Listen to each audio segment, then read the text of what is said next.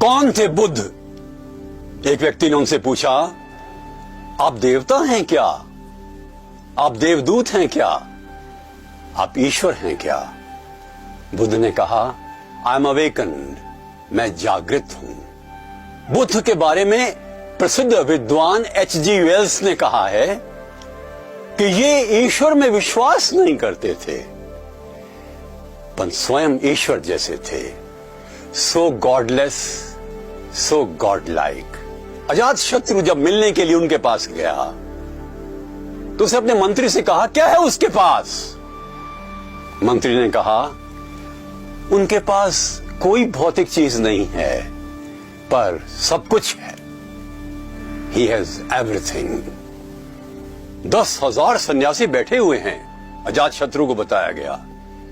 वो जंगल में गया, देखा कोई आवाज नहीं है, कोई षड्यंत्र तो नहीं है कहीं। उसने नंगी तलवार हाथ में ले ली, पर जाकर देखा कि 10,000 बौद्ध भिक्षु शांति से बैठे हुए हैं और बुद्ध भी।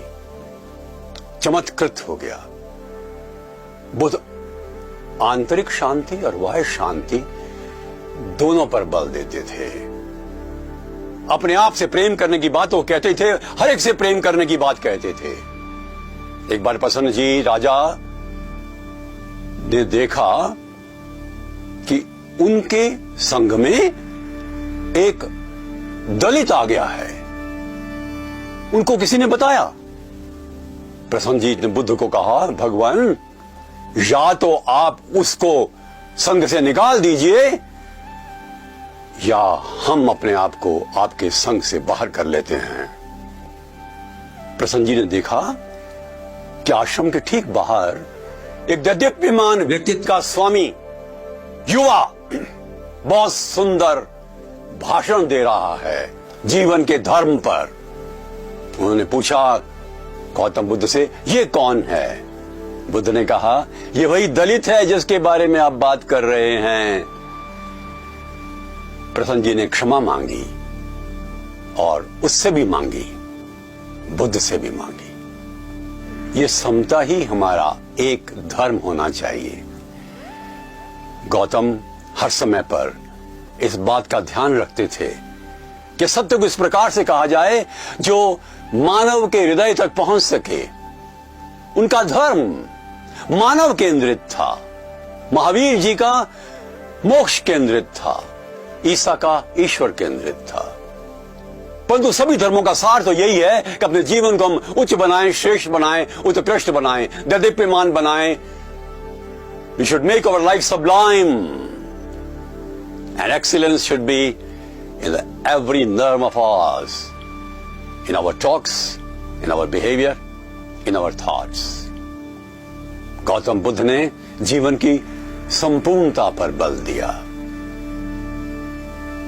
उनके एक शिष्य थे सबसे अधिक उत्तम, उनका नाम आनंद था। छाया की तरह चलता था उनके साथ।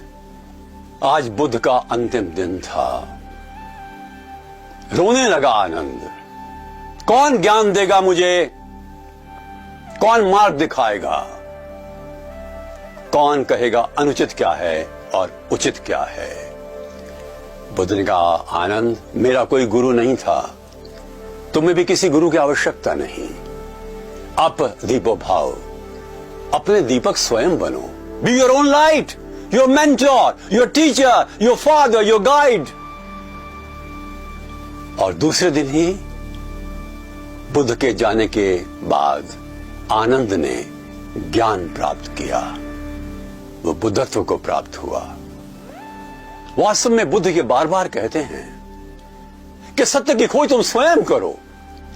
जब उनसे लोग पूछते थे ईश्वर है, और यदि कोई व्यक्ति आत्मविश्वास से कहता है ईश्वर है, तो बुद्ध कहते नहीं है। कोई कहता है ईश्वर नहीं है, कहते बुद्ध कहते थे है। बुद्ध कहते थे स्वयं इस प्रश्न का उत्तर ढूंढो। ईश्वरत्व तो हम सब में है, पर ईश्वर को पाने के लिए अपना मार्ग चुनो। इस प्रकार की स्वतंत्रता विचारों की गौतम बुद्ध के दर्शन में देखने को मिलती है। बुद्ध हमें जागरूक करते हैं, चेतना देते हैं और हमें आह्वान करते हैं कि सत्य की खोज हम स्वयं करें, जीवन को उत्कृष्ट बनाएं, हर दृष्टि से बनाएं। बुद्ध के पास एक शिष्य आया, उनका तो मरघट के पास बैठ करके 3 महीने तपस्या करो। मरघट के पास, उनका तो मृत्यु को समझ लोगे तो जीवन को भी और अधिक अच्छा समझोगे। मृत्यु से भयभीत नहीं होना जीवन का अंग है। एक बार एक गांव में बुद्ध गए, बहुत से लोगों उनको गाली दी। बुद्ध ने कहा आपने दे ली, अब मुझे और जगह जाना है। अरे आपको पर गालियों का असर ही नहीं हुआ? बुद्ध ने कहा यदि 15 वर्ष पूर्व आप मुझे गालियां देते तो मुझ पर असर होता, अब मुझ पर कोई असर नहीं होता। अच्छा एक बात बताइए, यदि आपने मुझे कोई चीज दी और मैंने स्वीकार नहीं की तो किसकी हो जाएगी? आपकी हो जाएगी ना। मैंने कोई गालियां स्वीकार नहीं की। शांत हो गए वो लोग। बुद्ध की महानता थी। भूटान के एक नगर पारो की बात है, मैं एक बहुत बड़े बौद्ध मठ में गया। अलौकिक आध्यात्म का प्रतीक था वो मठ। मैंने उनके प्रमुख से एक सवाल किया, क्यों नहीं गौतम बुद्ध जैसा और कोई व्यक्ति पिछले 2500 साल में बना? उन्होंने कहा क्योंकि किसी ने प्रयत्न ही नहीं किया। Nobody tried। आइए हम छोटा बुद्ध होने का प्रयत्न करें।